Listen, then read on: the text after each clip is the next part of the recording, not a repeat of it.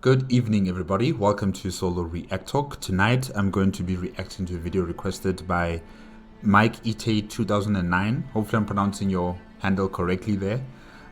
It's called Spec Ops: The Line 5 Years Later, made on the Raycevick YouTube channel.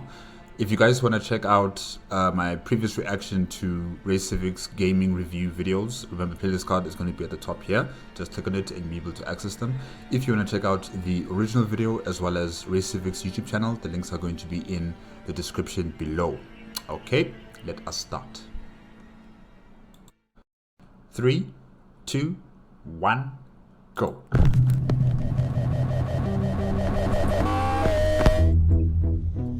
Shooters are in a tough place. They're violent and visceral, which makes them intense and thrilling, but also fleeting and forgettable. In the thousands of online matches and enemies spawn, to the hundreds of campaigns and millions of bullets fired, rarely does it lead to us, the player, thinking beyond that immediate sensation. And even when it does, the game's quality can still be lost in an ether of releases that don't so much as make a dent. But it's this exact market that resulted in one of the most discussed, yet least played video game experiences out there. Yeah, the shooter, like first person or third person shooter type games genre is very saturated. The competition is tough. You have to stand out from the crowd. And, you know, there are very few games that actually do that. Like, for instance, Call of Duty and the Modern Warfare series of Call of Duty games. You know, everybody knows those games. Everybody who's played, you know, first-person shooter type of games. I'm sure. I'm very confident in this that, you know, a lot of people know of this game and the game series, and they've probably played it once or twice, or you know, they're completely devoted to the Call of Duty franchise. And when you talk about other games like Spec Ops, I've never heard of it. I've never seen it before. It's very difficult for the market, or should I say people, to actually take an interest into it. It's very, very difficult because this market is extremely saturated with all of these types of games. And yeah, like I said, it's very difficult to stand out from the crowd. And, you know, it's very difficult to create a fan base centered around the game as well, to keep it going, you know, for like a Spec Ops 2 or Spec Ops 3. Yeah.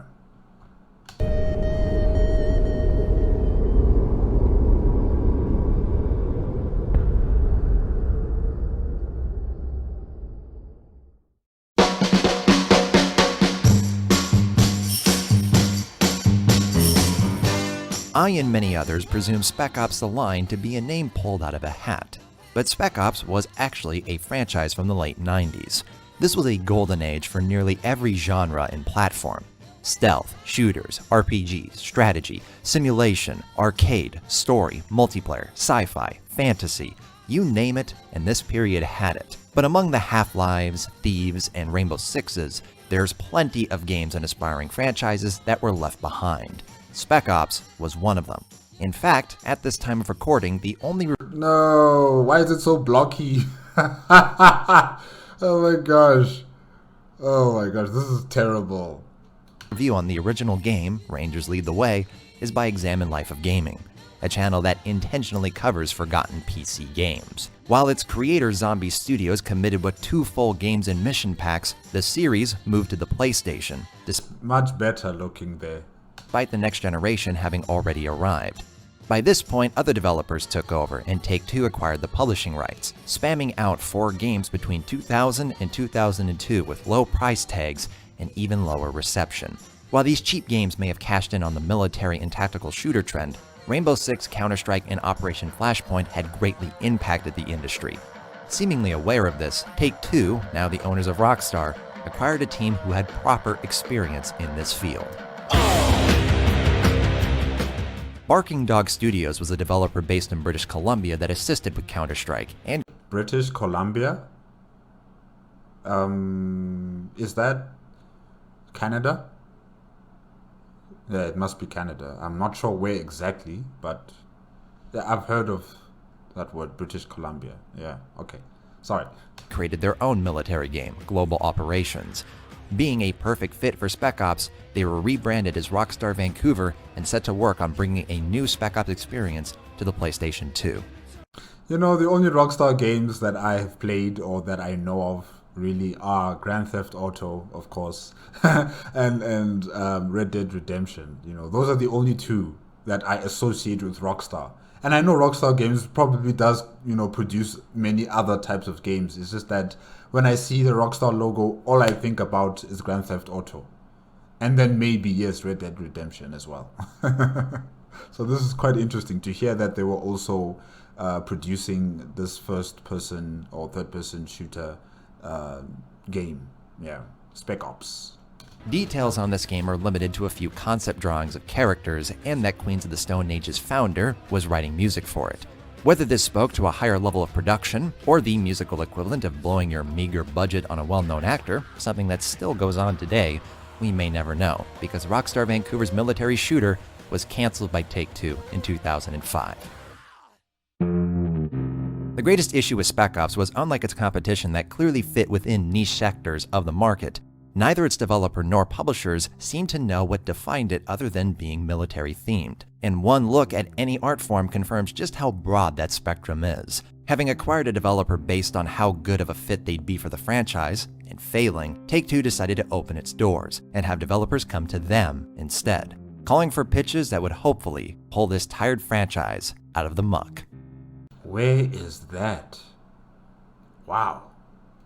What happens next is difficult to piece together, as many of the articles, interviews, and information about the line's birth and development is contradictory or unverified. From the research I've done, this is the clearest narrative I've been able to assemble. In 2006, German-based developer Jaeger pitched their own project to 2K, one subsidiary of Take-Two Interactive.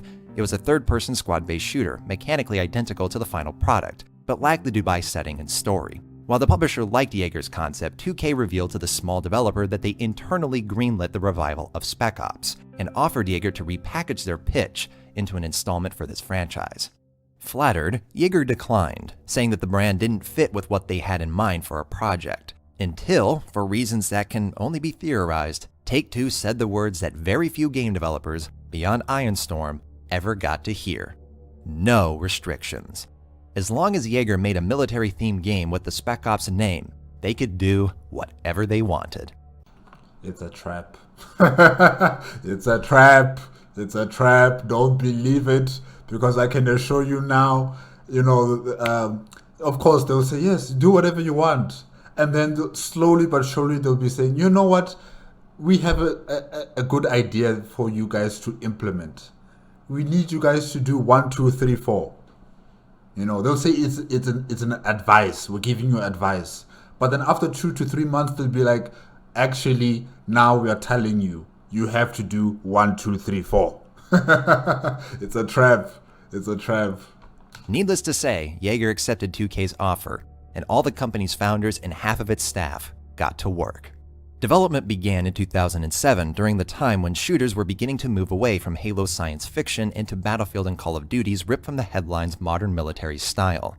It was hugely successful, and many publishers began to step up to the plate in cashing in, not unlike Take-Two had done with Spec Ops in 2000. But neither developer nor publisher desired repeating that. While the story and themes were bare as bones at this stage, Jaeger knew that it couldn't be thrown to the side. They hired German writers to produce the narrative, but decided early on that they needed an American to write this tale about American soldiers. This is what... But we've had so many stories about American soldiers going to the Middle East and bombing places and killing terrorists and stopping bombs from exploding. I mean, we've had the storylines multiple times. I mean, it's fine to hear from other NATO allies, their storylines in the Middle East, because that seems to be the theme of these first-person shooter type of games during that time. Always focused on the Middle East because America and its NATO allies were invading places like Iraq, Afghanistan, going into those places in the Middle East and doing their business there. So yeah, it was not just America, it was also the NATO allies. And one of the NATO allies is Germany. So they should have probably stuck with this storyline of a German soldier and his or her colleagues, going on this mission in Dubai. But maybe they were focused on, the market. Will the American market be enticed by something that's not American centric? Because ultimately that's what's also very important. You have to entice that market first before any other. Led to Jaeger working together with their publisher 2K and having them directly assist. In 2008, 2K brought in Corey Davis as lead designer, Walt Williams as the lead writer, and Richard Pearcey as co-writer. The first had actually pitched a futuristic shooter to 2K around the same time Jaeger did, and after completing Condemned 2 Bloodshot, was informed by the publisher of what Jaeger was trying to develop. With Corey Davis and Walt Williams having lived through horrific storms in America, the team incorporated an element from Davis's pitch to 2K that'd become critical to the line's experience: the setting of Dubai. Wow, so this is Dubai, huh? What happened? What happened to this place? How did the city become abandoned and allowing, the sand to consume the entire city? What's going on? I actually want to know. I'm actually interested in knowing the story or the background of what happened in Dubai. Yeah, definitely. It must be very interesting. Yeah. Actually, this Dubai is far more it's far more developed than the Dubai of the real world. I mean, the buildings here are far more prominent, I would say. And I guess the tallest building there is the Burj Khalifa. Yeah, okay. The project gained lots of traction, hiring all the cast members during this period and innovating with their brutal storytelling and unique combat scenarios. Going as far to reveal the game in 2009, the vertical slice impressed gamers with its fidelity and potential of manipulating the environment in real-time gameplay, as well as the moral choices that had moved beyond good or evil. The project only gained more enthusiasm from the developers and publisher. The speculation that Spec Ops was a game the developer tricked a publisher into making is almost the opposite of truth. 2K and Jaeger were working hand in hand with this project, almost every step of the way. Producers such as Greg Kasavin, who eventually departed from 2K to found Supergiant Games, were passionate about the sort of game that Spec Ops was looking to be. But E3... Who is hanging people on the light poles like that? Sorry, Raycevick. I hear what you're saying. It's just that the visuals you're showing here are very distracting. 2010 didn't capture the surreal darkness of Spec Ops' reveal, and with far more actual gameplay footage, appeared to be just another military shooter in a rapidly oversaturated market.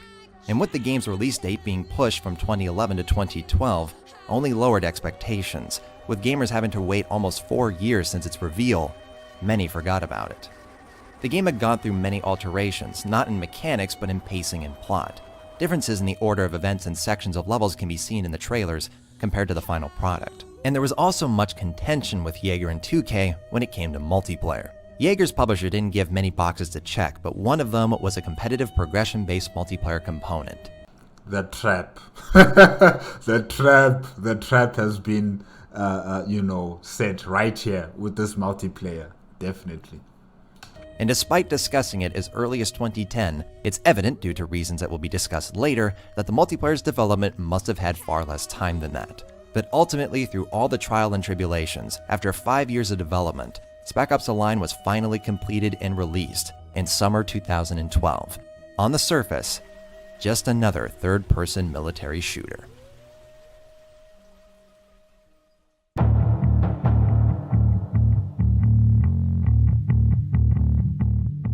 At least in gameplay terms, that's what you'll be forgiven for thinking.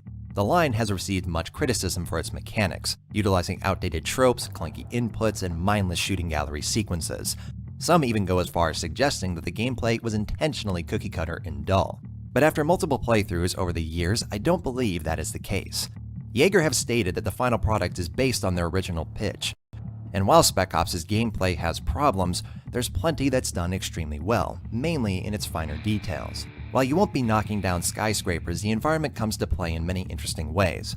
In fact, the breakable windows with sand are probably the least interesting element. They don't all... That is the least interesting? Wow. Then there must be more, variety of environment changing aspects in the gameplay, because this is actually quite cool. Yeah. Alternate the terrain dynamically, and are mechanically identical to the explosive red barrels of killing all enemies within a radius. Better are how explosives kick up sand, potentially stunning enemies and blinding them. But because the grenades that do this are also your lethal explosives capable of killing multiple enemies, you often have to choose between using them directly against the enemy or sacrificing one of your items to allow you to push farther. That's cool. That is actually really cool. Having to make decisions like this on the battlefield is unique and far more interesting than simply giving you the full selection of frag, flash, and smokes. Like any game, these more in-depth mechanics aren't necessary on lower difficulties, but become extremely useful on higher ones. Other touches, such as a blind fire function that's actually useful, squad members that can handle themselves and kill a decent amount of enemies. That's very important. That is very important. The fact that your squad mates can, deal with the enemy, they don't need any help from you, and they're not just going to die on the battlefield. That's very good. I like that. Smoothly peeking around corners unlike other third-person games, muzzle flashes and disable trajectory during sandstorms, and the different enemy classes raise Spec Ops above mediocrity. It alternates from average to impressive depending on the level design, weapons, and enemies. Everything else that I've seen so far, it does look good. But what I like the most is the fact that the environment, especially with the sandstorm that we saw there, how it actually decreases your visibility, and it becomes difficult for you to proceed forward. You have to take, you have to, be in cover most of the time and shoot at the enemy. And all you can see from the enemy is the muzzle fire from the guns. That's it. You just see that flash of light. And then you have to assume that that's where they are, and that's where they still are. And, hopefully you'll get them. So I like that part of the gameplay so far. In terms of the environment, as it changes, things become difficult for you. And you don't just proceed easily to the next level, if I can say that, or to the next mission. Yeah, that's cool.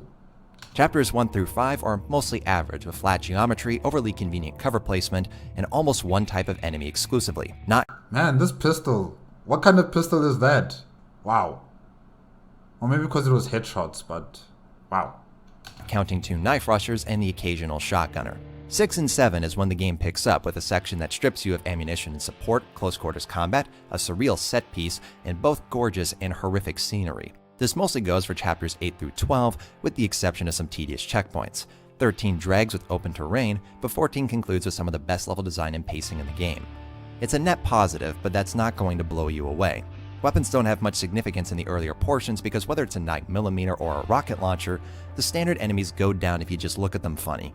In classic games like Doom and Halo, the limited sandbox still has a dynamic pace that responds to the player and creates a flow. Pistol, shotgun, imp, and infected is all that's needed to get you strafing, managing health and ammo, and predicting the enemy's actions.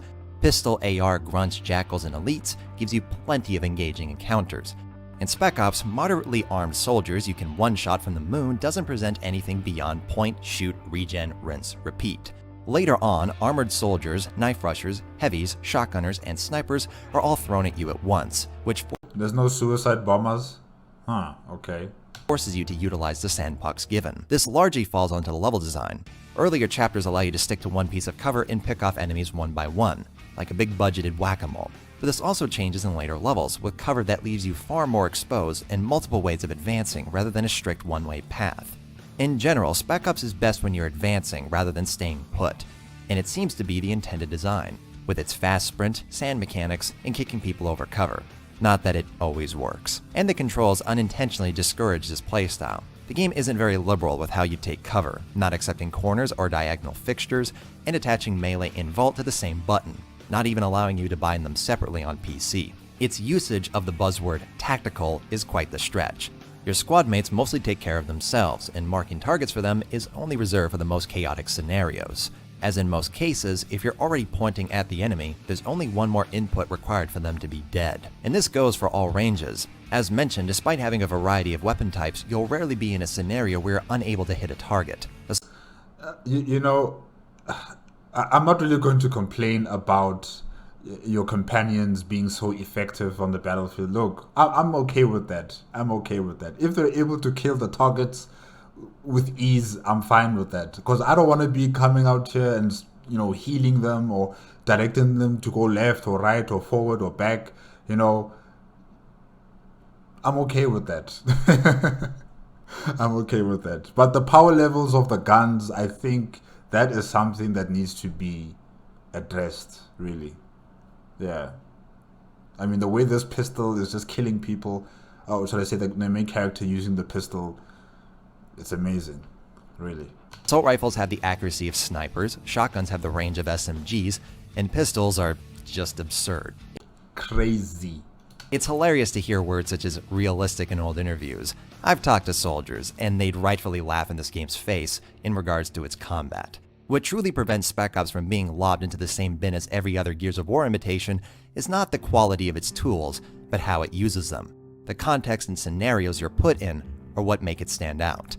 Whether it's glass under enemies' feet, navigating sandstorms, hearing NAM-era pop blasting over loudspeakers, seeing the destruction of your actions, killing American soldiers, in conflict with the innocent, fighting through ruins and luxurious high-rise towers, the situations and creativity put in the levels are what sets Spec Ops apart from its competition in gameplay.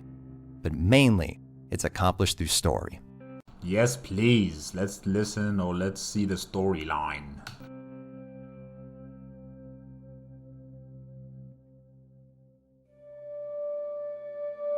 Like, I really want to know what happened to Dubai. I mean, just looking at it here, it's amazing. You know, with the desert just coming into the city like that and all the buildings dilapidated and abandoned. I need to know what happened here.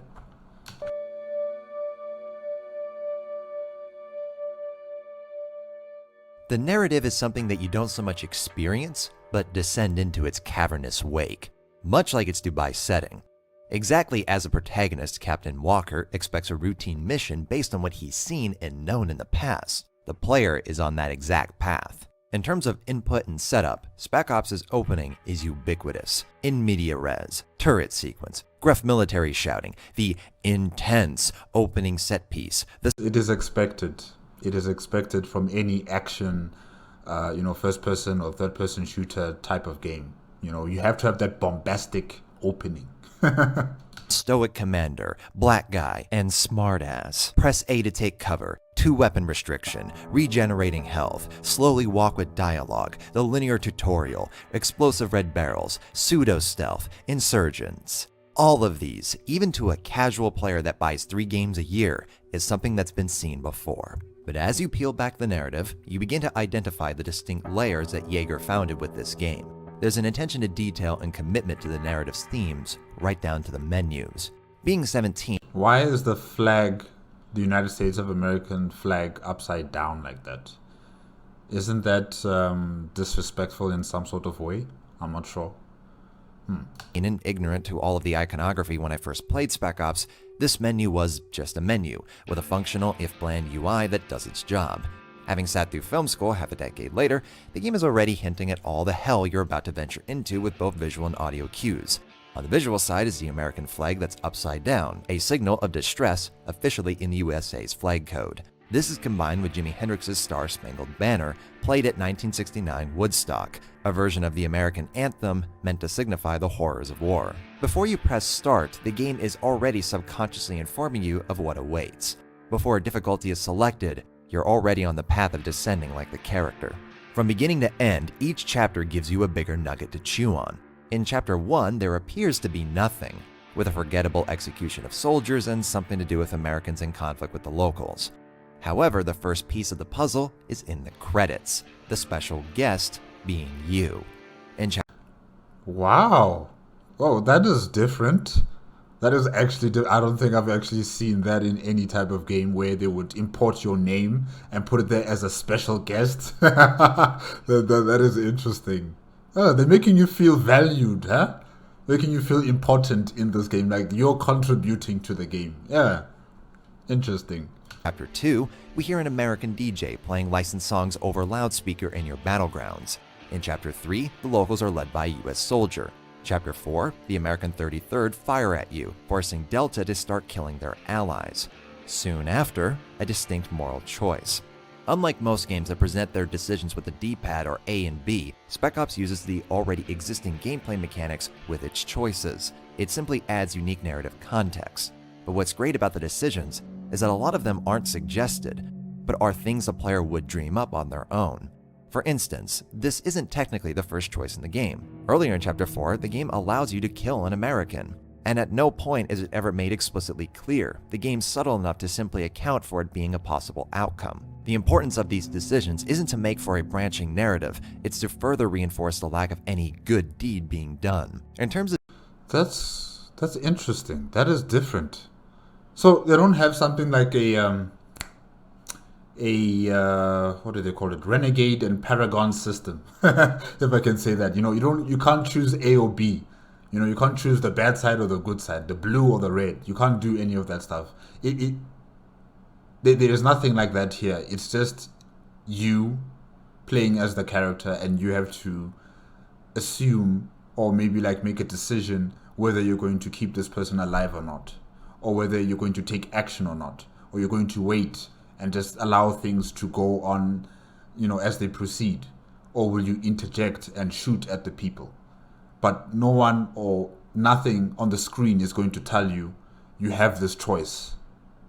This is all up to you as the player, as you're playing the game. Nice. Very, very nice. decisions, this is one of the few cases where the game allows you to save people, an action that ends up being frivolous due to the destruction and death that you cause later. But it's not until Chapter 8 that the game makes this point unavoidable. For a scene that's come to define Spec Ops, it's fascinating that something similar had been attempted just 1 year prior. Homefront is one of the many military shooters that failed to capitalize off of Call of Duty and Battlefield's success. I remember Homefront. I remember the movie Homefront, not necessarily the game. I know it's centered around North Korea invading the United States of America, right? Or is it the entire United Korean country? I'm not sure. But, somehow, some way, they were able to invade the United States of America. Somehow, some way, yeah. I remember that movie, but not necessarily the game. While the game's multiplayer may have been great, its mediocre campaign utilizes much of the brutality that end up in Spec Ops, but used less intelligently. White Phosphorus is a case in point. In Homefront, the game has spent its entire first half painting your enemies as heartless husks. The white phosphorus is fired by someone else. There's only one character that slightly shows remorse.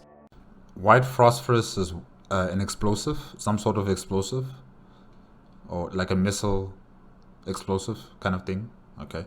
And there's an accident that serves to heighten the melodrama of your allies you never met being killed. The tone is all over the place. A character's response to saying, "No one deserves to die like this," is, "We stole it from the enemy. They were going to do it to us." There's nothing profound it says about the weapon and its use. It's not honest about ostensibly good people being capable of doing worse than their enemies. And the player has no involvement whatsoever. It's purely shock value. Yet in Spec Ops, similar to the opening, it lures you in with just how ubiquitous its controls and setup are. I've mentioned how the AC-130 gunship mission in Call of Duty 4 completely echoes real-life footage that gives the mission an unnerving atmosphere and tone. But by this point in shooters, that same gunship mission had been taken to blowing up Paris in Modern Warfare 3. Games simply saw the gunship level as a way to mix up pacing. And yeah, it does that. But it was fun. I actually did like those missions. As wrong as it is, but I really actually did enjoy them. Well, the first time, especially with Modern Warfare, it was really something different.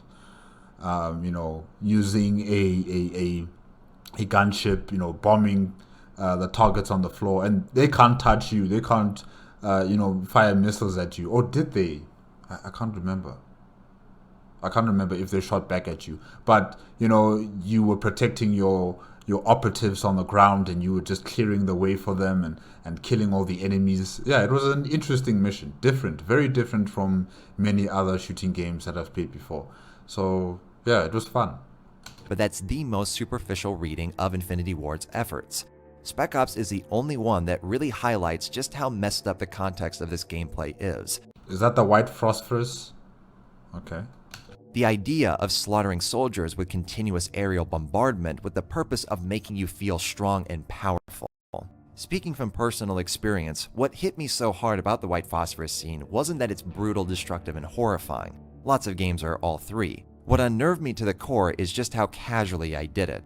how routine it was to fart a laptop screen and play polka dot with missiles, exterminating white blips that might as well have been zombies. Only If you've played Call of Duty, Modern Warfare, the online function, the multiplayer function, I mean, you do that every day.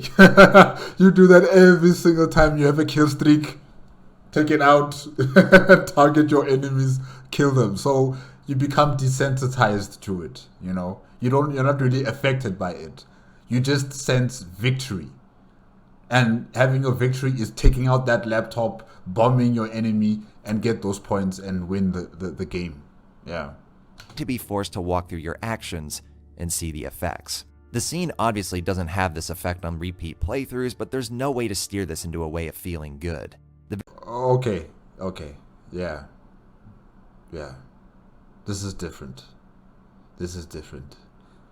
In Modern Warfare, we never saw this. We never saw the effect of our decisions, of our actions. This is... wow.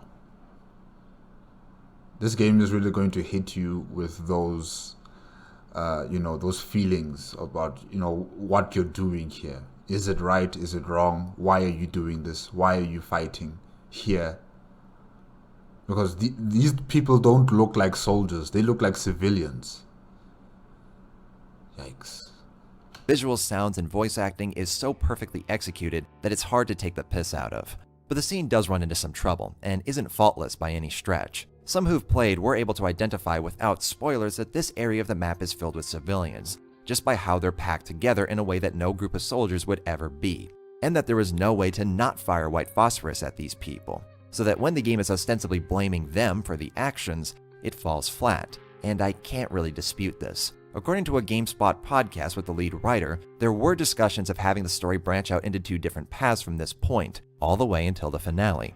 But not only would this be nearly impossible from a resource perspective, but in storytelling would have resulted in multiple elements of the plot changing that had nothing to do with the player, and as such, was internally scrapped. There was also a build that allowed you to properly fight against the 33rd in this section. The fight would have been impossible to win due to the amount of enemies thrown at you at once, but it was at least an option. But memory issues on the Xbox 360 and PS3 restricted you to the rooftop. You can Maybe they should have waited for the PS4 and for the next Xbox console. But yeah, wow. I mean, what could have been? What could have been with this game? It would have been something else. It would have been unique, really. Yeah. Still try to fight them, but it's pretty clear there's no option to progress further. Enemies instantly respawn after being killed, and it's not exactly elegant. Admirably, the lead writer acknowledged this and wished that it could have been done better. Then again, it still wouldn't have addressed the issue of not wanting to shoot white phosphorus at the civilians. Now, they don't require direct fire. Most players probably fired at the Humvee and killed civilians through collateral damage. But at the end of the day, the scene is going to create a disconnect for players that see its trick. Civilians killed by collapsing sand wouldn't have had the same effect, and neither would have just killing the soldiers. I can't argue that the scene is... How would it not have the same effect? I mean, wouldn't you hear them screaming and crying out for help as they're being swallowed up by the sand? I think it would still be very painful and just a jarring scene, seeing all of this happen and knowing that you are partly responsible for it as well. Yikes. Designed in a way that will work for 100% of players, but I'll argue that it's necessary and absolutely the game's most memorable scene. Some argue that it's too on the nose and in your face, but due to the amount of subtleties this game has, even in this scene, I respectfully disagree. I think it's good that they put it in. Just so that you remember the horrors of war. It's not this heroic battle between good and evil, and you're not some knight in shining armor. There's no such thing in wars. There's no such thing in civil wars or any type of war or battle. It's terrible. It's horrible. Yeah, and they really showed it in this game, and I think that's very good. Oof, chilling. Walker's reflection in the monitor, the meta dialogue. You know what it is. You've seen what this shit does. You know we We might can't not have a use it. choice, Lugo. There's always a choice. No, there's really not. The music, the differences in lighting from the beginning of the stage to the end, being able to put soldiers out of their misery, or being called murderers by your enemies right after the cutscene. It's expertly crafted and presented. In order for the game to truly send its message, it needed this scene, both in the narrative and meta context of this type of level in shooters. Nearly every decision comes just after Walker and you, the player, commit one atrocity from the next, giving you a moment to judge two murderers after leaving dozens of innocents in ashes, quickly executing or burning the CIA agent that stole Dubai's water and doomed everyone in the city to death by dehydration, immediately after you helped him do exactly that. All choices are driven by revenge. In your last decision before the finale, Walker has so much less ground to stand on as a judge of morality than the civilians that hanged Lugo. But one of the reasons Spec Ops, despite its brutality, doesn't feel preachy or patronizing is through moments like this, where despite your clear option of mowing down civilians, you can still fire into the air and let them run away in fear. And Jaeger's attention to detail with the civilians, and their different voice lines and reactions, furthers this. And you see, there is no option on the screen that tells you that you can shoot at the civilians or you can shoot at the air. This is something that you must think about yourself. You know, do you want to kill these people, or is there a way for you to, scatter them away from wherever that place is? You know, you have to think about it, because from the previous mission where you were using your gunship to, kill the targets, it affected the civilians as well. So you have to think about these things. You can't just shoot because you can or because you see an enemy at that particular juncture or point. You can't just shoot. You have to think about it first. And I like that about this game. I really do like this about this game, that, no one's going to hold your hand and tell you you can choose A or B. This is something that you must think about. Yeah, that's cool. That's right! Run, you fucking coward! Oh shit! This first layer of the story, the raw events that have occurred, set you up for the conclusion. The moment when the surreal goes into overdrive. The twist that John Conrad was dead all along, and merely a fragment of imagination, is clearly telegraphed chapters ahead of time, and yet it still packs a serious punch. Not by taking what was thought to be real and revealing that it wasn't, but by laying the final nail in the coffin, that neither you nor Walker have done anything that should lead to us being put on a pedestal. The game doesn't pull the rug from underneath you, but rather repeatedly kicks you in the head while you're on the floor. In fact, the ending really started in Chapter 13 after the helicopter crash. Walker's vision has him using the same excuses and lines as his conversation with Conrad. You gave us no choice. What happened here was out of my control. We tried to save you. We tried to save you. You're no savior. This wasn't my fault. This isn't my fault. It takes a strong man to deny what's right in front of him. Nolan North was hired long before becoming such a well-known actor in video games. He'd done everything from one of the most popular characters of the 7th generation to background vocals for NPCs in games like Halo. He's done hundreds of games, but this is the one where he goes far beyond providing the believable voice of a soldier for the player to shoot alongside with. This is a full-on performance, and one that successfully grows the character from the opening to this final scene. It's a combination of not just the well-written script and the talent of the actors, but also their direction. So who's gonna take care of the DJ? The hell you talking about? He ain't passing the torch. We're stealing the man's mic. 3 soldiers against a fat ass with an iPod. I'm less than worried. Gotta expect the unexpected, Adams. Adapt and overcome, bitch. The plot was acted, recorded, and shot from start to finish in chronological order multiple times, to ensure that the actors themselves had the authentic harshness and exhaustion in their voice when Walker and company have dropped the professionalism and become instinctive, violent human beings. In terms of Nolan's work, this is easily the best acting he's ever done, but the direction shouldn't be forgotten, because there's not a single weak link in the cast. The ending is effective, not just because of the scene itself, but in how the entire game from start to finish builds up to it from visuals, themes, and performances. Yet it seems to have finally run into issues with how it portrays the twist that Conrad is a figment of Walker's imagination, that the 2 men Conrad held up were just corpses, that there was no battery in the communicator with Conrad the whole time, and yet somehow your fellow soldiers kept following you. Indeed, it's a twist that doesn't add up because the ending shows dialogue and visuals that never played in the key scenes. This style of I'm lost, really, though, about the storyline. I'm not sure how it began. What is the mission that Captain Walker was on with his his teammates? What were they here to do in Dubai exactly? I got a bit of information about who they're killing, who they're fighting against, in terms of rogue CIA agents or American soldiers or the locals. I hear that, yes, you're killing those people and you're questioning those people, but to what end?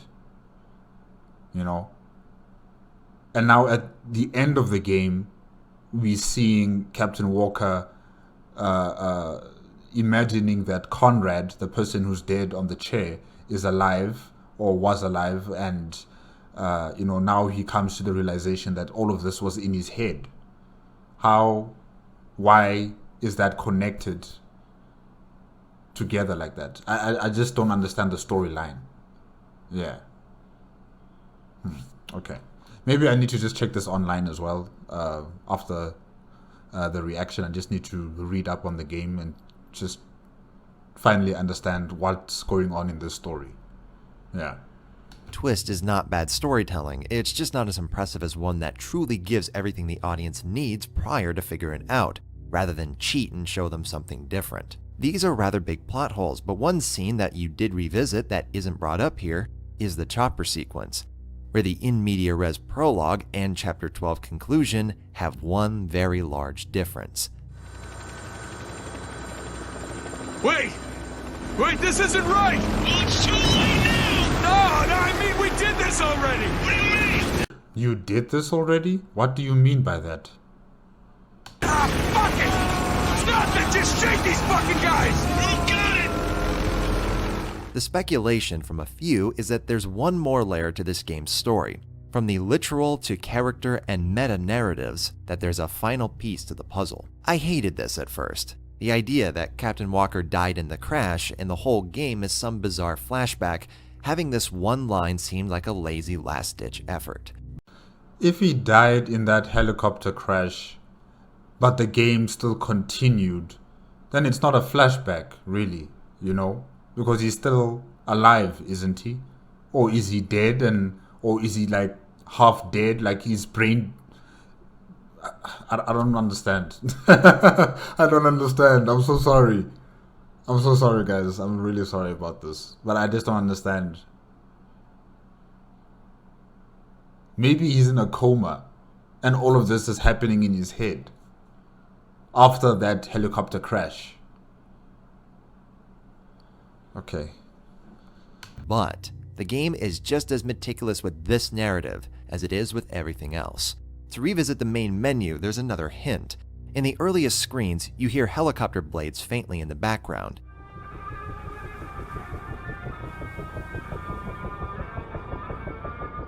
These clearly reference the in media res crash.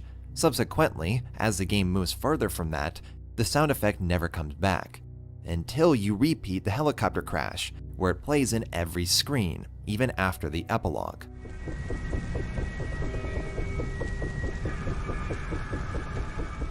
The differences in dialogue between the crashes are apparent, but what's not is how they differ in the way they cut at the end. In the prologue, it doesn't cut to black.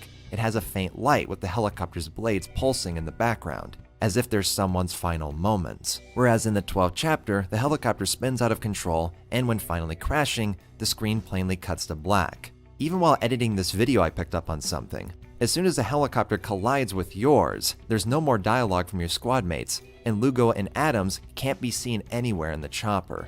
But the most damning evidence of all can actually be seen from the very first level of the game, as far back as the demo. From chapters 1 through 5, Conrad's face can be seen on multiple billboards. It not only recontextualizes the events thought to be literal, it even does so for the meta-narrative. Loading screens in the third act begin to kick the player down with lines such as, "How many Americans have you killed today?" and "Do you even remember why you're here?" There's one that says, But none of this is real, so why do you care? It's clearly meant to refer to the player's relation to this game, but it may also refer to the events themselves. There's also the amount of times the game fades to white. It's obviously used at times to clearly highlight Walker's visions, yet it even appears in levels like the white phosphorus section and talking to the DJ.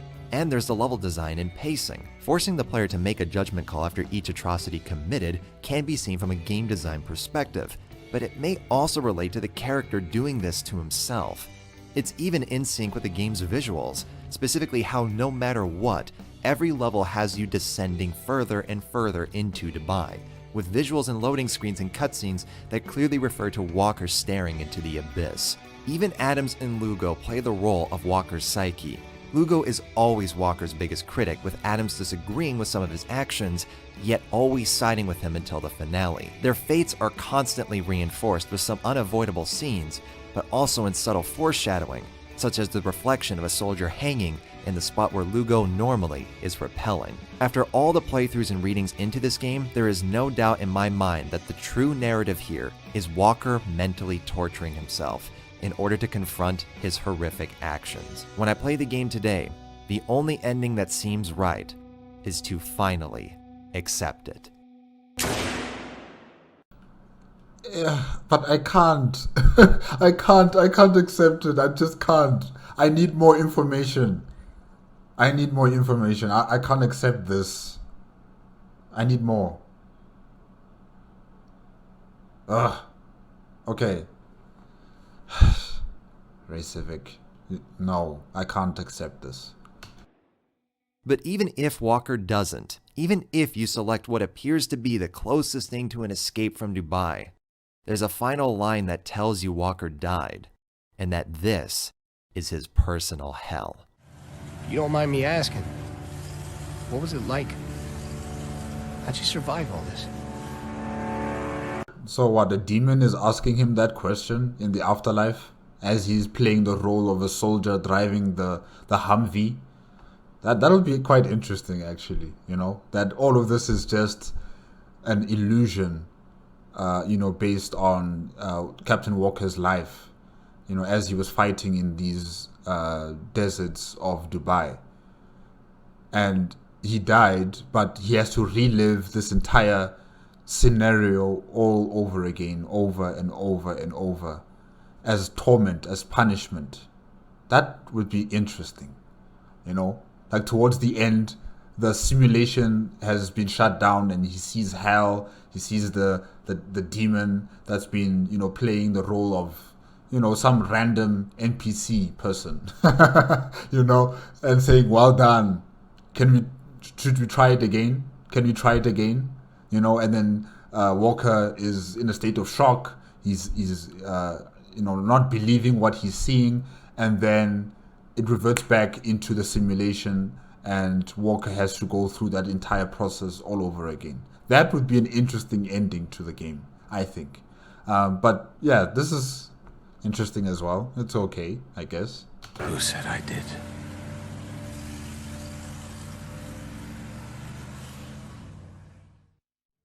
Some can write off the story in Spec Ops as pretentious or full of itself, as with many films, albums, and shows that don't simply utilize the most instinctive and superficial of storytelling. It doesn't fully work as a literal narrative with the holes laid out by its final twist, but that's because the game is not a literal narrative.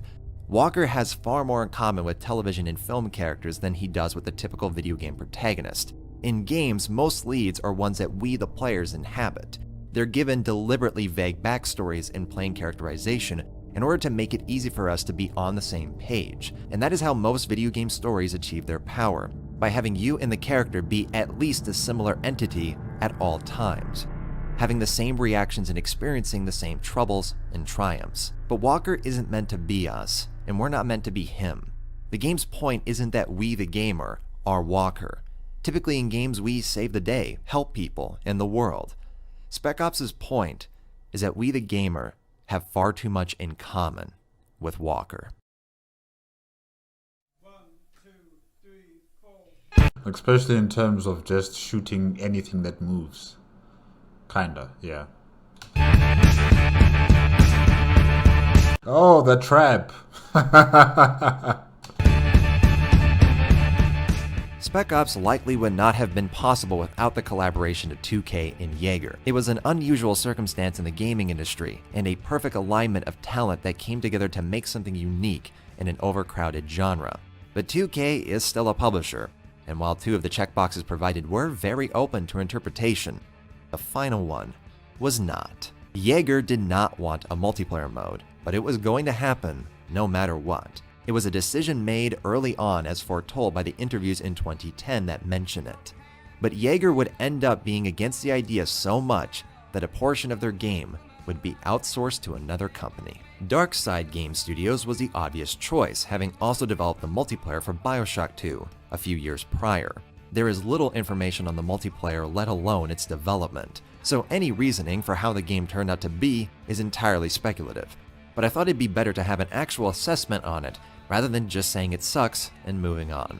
But with a population that's emptier than the game's version of Dubai, help was needed. Thanks to viewers that follow on Twitter and/or support on Patreon, we were able to fill up lobbies and try every game mode and map the game had to offer. That's cool. It took far more effort than expected.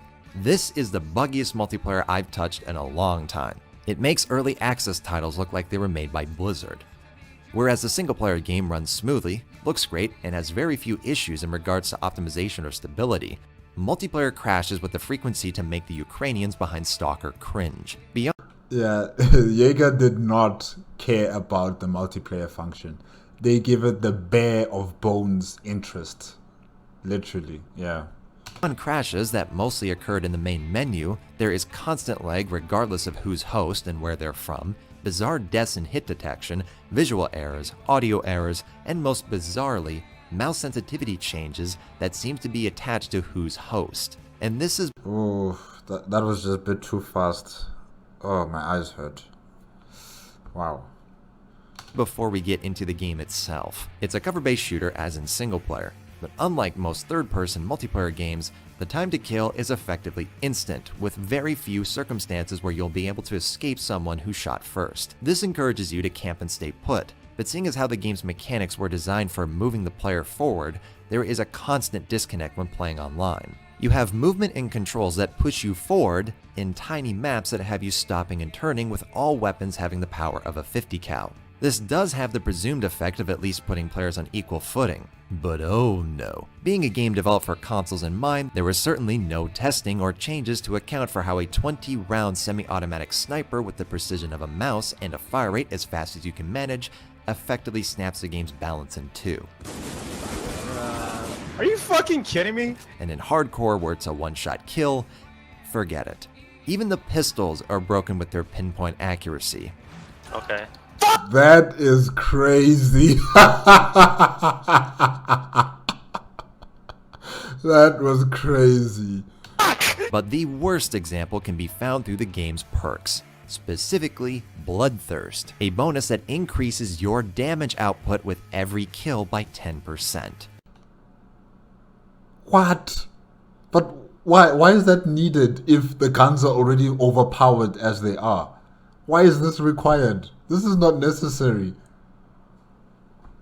If that wasn't enough, the level 2 version of the perk gives you 10% armor increase with every kill. This Yet again, I must say, that's pointless if the guns are so powerful. It's pointless to have that. Anyways, we continue. may in fact be the most nonsensical perk I've ever seen in a multiplayer shooter. Exactly. How something this broken made it beyond someone's inner thoughts is baffling. Because they did not care. They did not care. Jaeger did not care. You know, 2K was like, we want multiplayer. And then Jaeger was like, okay, you know what? We'll give you the multiplayer. But they never told them that we will put our blood, sweat, and tears into making a good multiplayer. They just ticked that box to say, yes, there's a multiplayer option in the game. Yeah.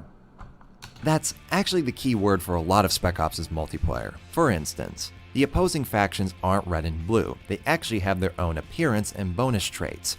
Based on campaign, there's the Damned 33rd and the Exiles. It's a neat idea, but the differences are things like 10% XP bonus for Sandstorm kills, 10% pistol damage increase, 30% damage reduction while on zip lines in fast ropes. An XP boost in very specific scenarios isn't going to distinguish two sides from one another, and damage reduction doesn't matter very much in a game where your character bites the dust if they're spat on. Exactly.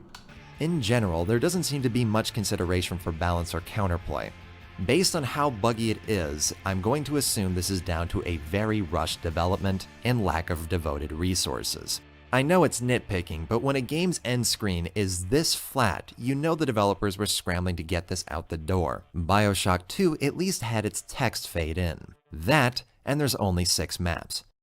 And so for now, we're just saying multiplayer will be there. It's a super important part of the game because any military shooter aspiring to be, an excellent entry in like a super competitive and, really high quality genre on the whole.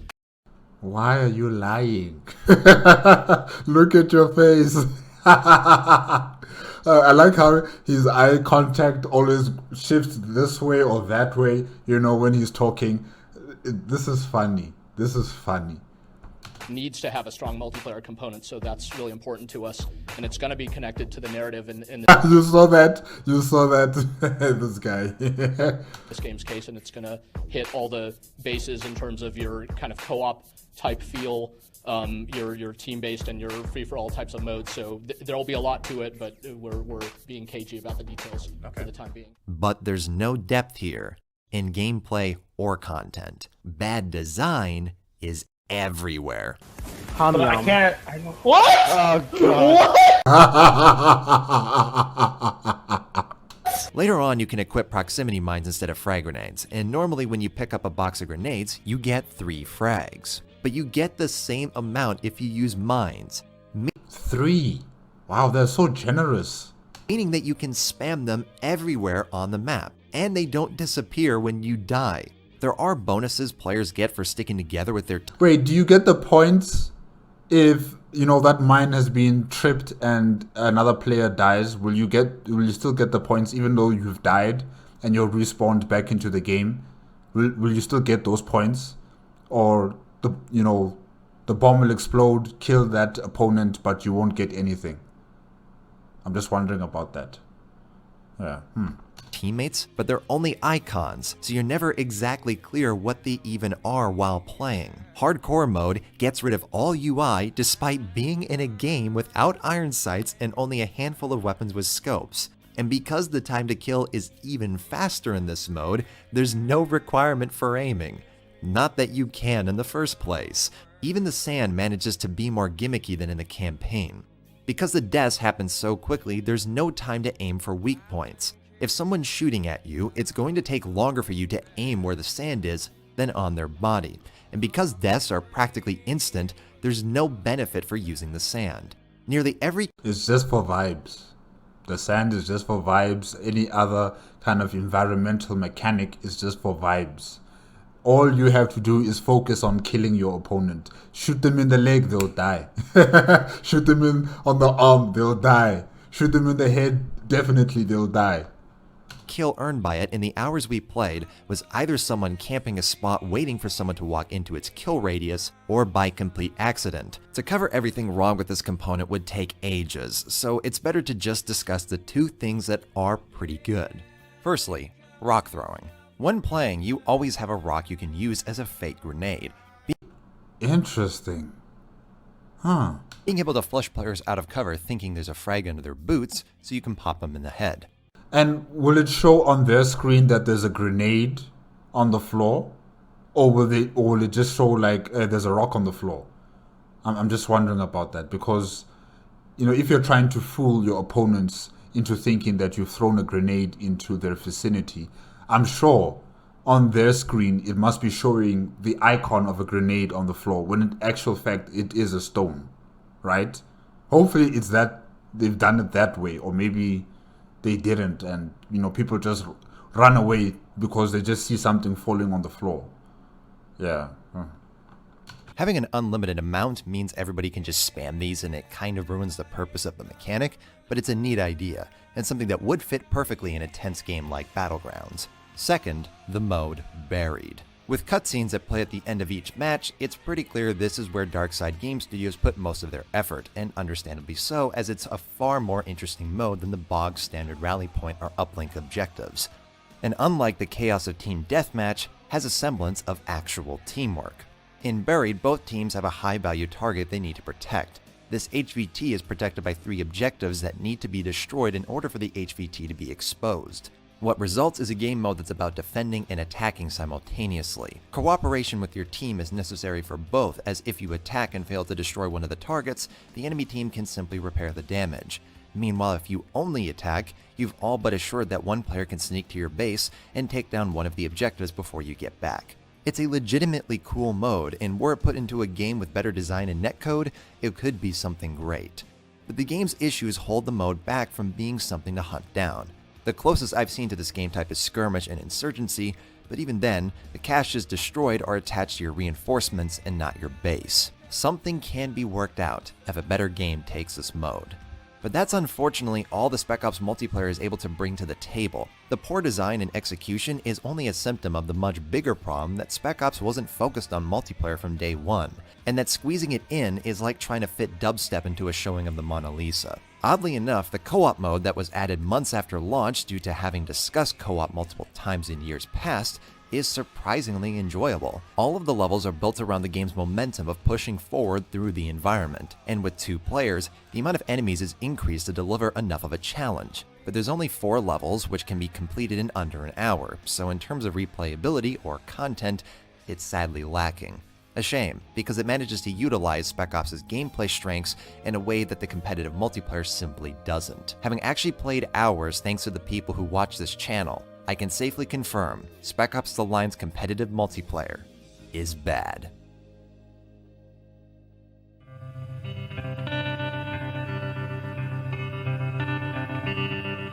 The multiplayer is easy to ignore. It's akin to a tacked-on DVD extra. It clearly has nothing to do with the campaign, nor does it make Jaeger's work any less brilliant.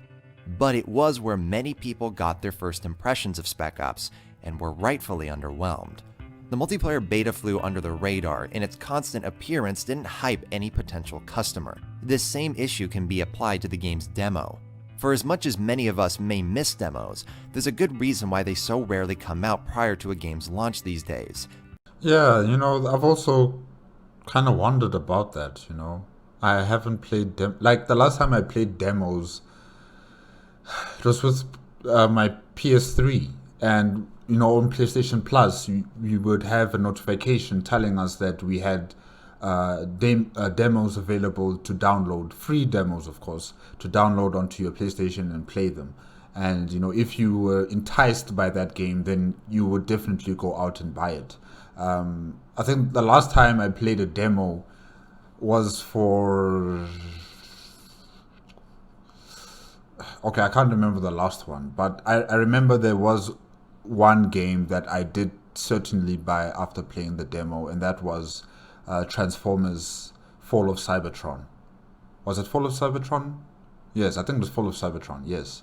After playing the demo for that game, seeing how these Cybertronians would transform, whether you're part of the Decepticons or the Autobots, and how you would use your weapons and the environment that you'd be, fighting in, Cybertron, really, it just caught my attention. I was, thrilled by what I was seeing here. I was enjoying it, and I wanted to buy that game as soon as possible.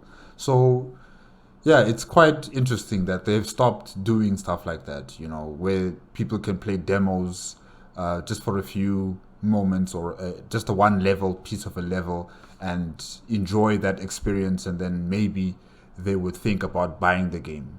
I mean, it's good, really. I think it's good, yeah. Okay, let's continue. Extra credits goes into far more detail, but there's a lot more scenarios where a demo hurts a game's sales, and Spec Ops is a case in point. The demo is simply the earlier levels, but skipping Chapter 4, the first time Walker brings destruction to Dubai and its citizens, and the significance of shooting American soldiers as an American soldier. And its half-baked narration and story teasers simply make it appear like the ill-conceived child of Apocalypse Now and BioShock. It's been argued by many that the marketing is deliberately misleading to fool players into thinking it's just another military game. But if that's true, then the marketing is wildly inconsistent. Almost every interview emphasizes from the very start that Spec Ops is a narrative-focused game about entering the heart of darkness. Spec Ops: The Line is an intense third-person military shooter with a very strong focus on a dark and mature narrative. Spec Ops: The Line is a third-person military-themed shooter with a focus on a dark and mature narrative. Metal Gear Solid 2 is the example of a deliberate bait-and-switch, and Spec Ops doesn't have the consistency of that marketing campaign. Spec Ops' reveal trailer has the eerie and disturbing atmosphere of the game, but the closer it got to launch, more of the marketing traded that in favor of making the game look like everything else. But without that being the plan from the get-go, it simply made the game lack a consistent identity. The only trailer that effectively communicates the game's tone without spoiling the experience is the Journey trailer. The problem? This is probably the first time it's been seen by a lot of people, and was released almost a full year before the game came out. Plus, it doesn't really illustrate what type of game Spec Ops is.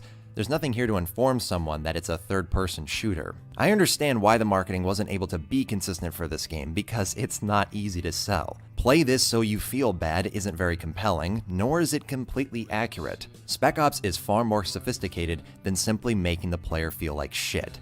Similar to the works it was inspired by, it's an exploration of a mental state, for soldiers with PTSD and gamers with the desire to feel powerful. It's a narrative that begins with a large-scale, objective-driven plot of saving a city's population that evolves into a deeply personal tale of a man mentally torturing himself for the heinous crimes he's committed.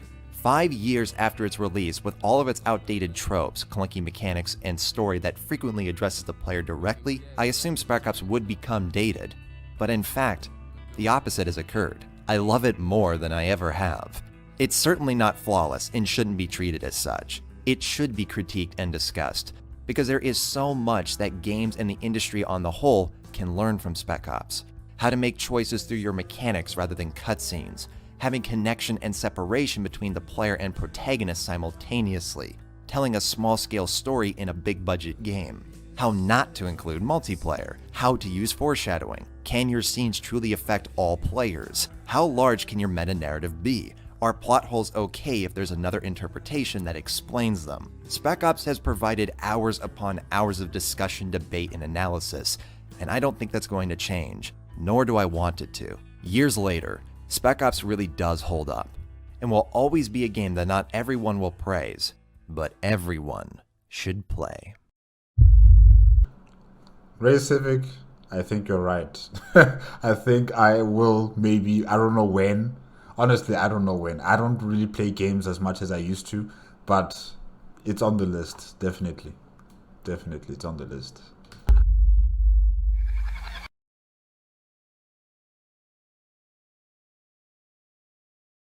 Extra special thanks to the people who showed up during the Spec Ops multiplayer play sessions. Having you for an audience is fantastic, but I never want to take you guys for granted, and being able to do something like this, create an entire segment of a video that I previously would not have been able to make had I just been completely on my own, is amazing, and I hope that I get to do this more in the future. The Steam curation page is already at 1,000 followers. Thank you for that, and be sure to join the Steam group, as in the future I hope to have more multiplayer play sessions like this, and reviving games that people have either forgotten or doesn't have a huge player base these days. Thank you for watching, thank you for supporting, and have a good day.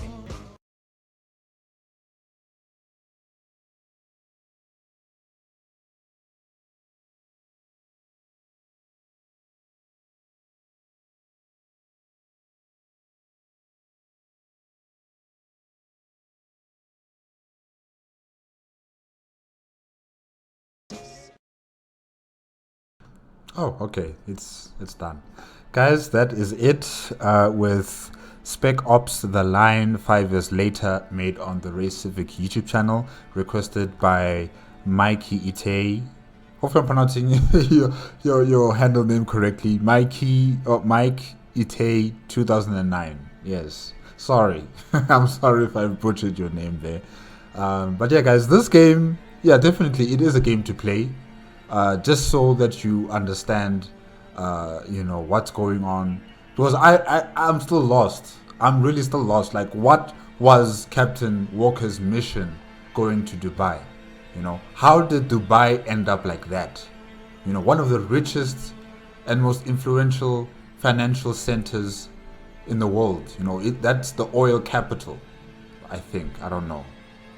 Maybe I'm exaggerating it a bit there. But you know, it is one of the most important, most well-known cities in the world, you know, Dubai. And it ended up like that. How? How did it end up like that?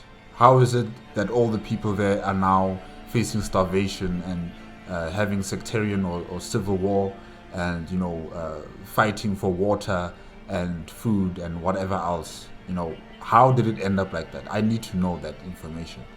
I need to know what happened with, you know, Captain Walker in the beginning, towards the end as well. I need to know. Is he dead? Is this all in his head? Is he in the afterlife where he's just, you know, going through the same situation or going through his memories over and over and over again? You know, who was this this Conrad person? Why was he so important?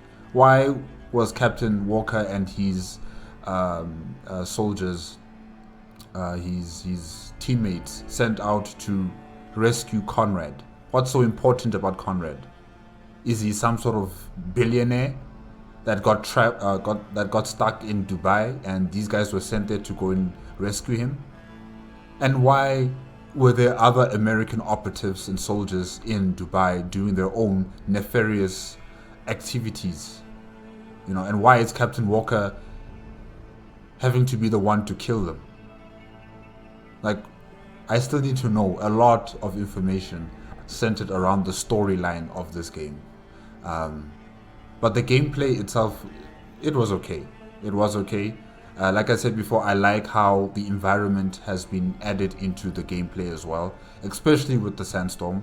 Especially with sometimes, you know, you'd see a pile of sand just coming down onto the battlefield, and probably it would engulf one of the opponents, one of the fighters, and you know, it would kill them that way. That's a very interesting add to the game as well. And you know, all these other factors in terms of the environment, like buildings, you know, shooting at the glass, the opponent would fall through the glass and hit the floor and die probably. That's also a very cool add to it. And the guns, yeah, it's crazy, really. Especially with the pistol, that was just crazy. That was just overly powerful, you know. Even in the multiplayer, devastating. Devastating with a pistol, devastating with a shotgun. Yeah, it was too much, just too much right there. But you know, I would sidestep from the gameplay and focus on the storyline. I really do want to know what's going on in the storyline. I'm not saying Raycevick didn't do a good job in explaining it. It's just that maybe I'm too slow. Maybe I need to watch this again to finally understand what's going on. So yeah, I'm probably going to be reading up on it on Google, and I'm going to come back to this video as well just to listen to Raycevick explain it one more time. But yeah, I really need to know what is going on in this place, because once I saw Dubai, you know, engulfed by the desert like that, I was keenly interested into knowing what's going on in this storyline. It is unfortunate that, you know, the development process of this game took so long, and you know, 2K and the company that was tasked to make the game, I forgot the name of the company right now. Yeah, I forgot the name.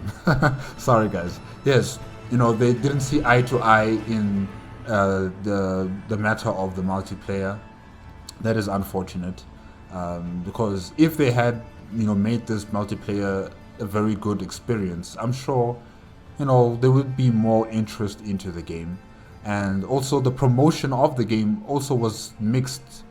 It didn't really follow a consistent theme of them showing or depicting a game that is delving deeper into, you know, the dark aspects of war, and, you know, the results of your actions in war, you know. And they showed it mainly just like any other regular first person or third person shooter type of game, where you're killing people, killing the bad guys and winning the day, you know, the same sort of cliche stuff that we see all the time with you know, these types of games. So it is a bit disappointing that they did not try to keep consistent with the message of the game and what it involves. So yeah, that was quite disappointing. But yeah, the game really does look like an interesting gem that needs to be you know, uncovered by many people, including myself. I need to play it at least once just to experience it. And yeah, this was good. This is really, really good. Thank you to Mike Ite 2009 for requesting that I should react to this video. Thank you to Raycevick for producing such good and entertaining and informative content centered around Spec Ops: The Line 5 years later. And guys, remember, if you want to check out the original video as well as Raycevick's YouTube channel, the links are going to be in the description below. If you like my reaction, please give me a like, comment, and subscribe to my channel. Click on the notification bell if you want to be up to date with my latest videos, and I will see you guys next time. Okay? Bye-bye.